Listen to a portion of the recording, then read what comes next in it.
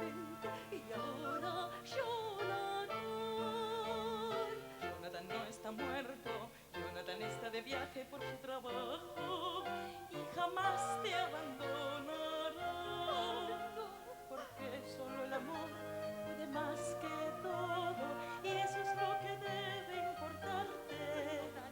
Como a tu amiga que viene para casarse con tu primo Arturo, a la cual has invitado a esta casa hasta el día de la boda. Además, ya se sabe que el correo aquí es lento y eso que estamos en Inglaterra y que nuestra bella ciudad de Whitby es uno de los puertos más prósperos del imperio. ¡Mira! ¡Lo sé! ¡Ay, lo sé! ¡Ay, lo sé! Lucy, mi querida Lucy, qué alegría de verte. Cuánto agradezco tu invitación. Preocuparte por mí con todo lo que te ha pasado. Y a mí no me da un beso. Perdón, Nani. Señorita Lucy, No sé. prepárense para la cena. Yo llevaré este bolso al cuarto de huéspedes. Se quedará a dormir en mi cuarto, ¿verdad? Sí. Ay, Lucy, como cuando éramos niñas. No me considero que la señorita Lucy se quiera dormir en su cuarto, se lo llevo diciendo. Déjanos solas a Nani y avísame cuando esté listo el baño. Háblame de Arturo, hace tanto que no lo veo.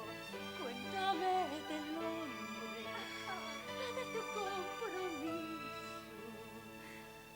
¿Eres feliz? Creo serlo, pero volver aquí. A veces pienso, si no hubiera sido mejor casarme en Londres. Y tú eres feliz. No, mira, absolutamente. Por fin el amor llegó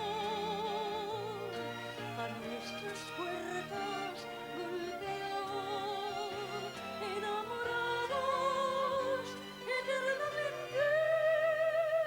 ¿Cómo expresar lo que las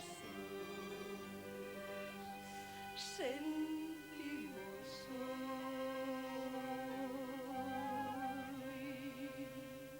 Oh, Lucy, cuéntame.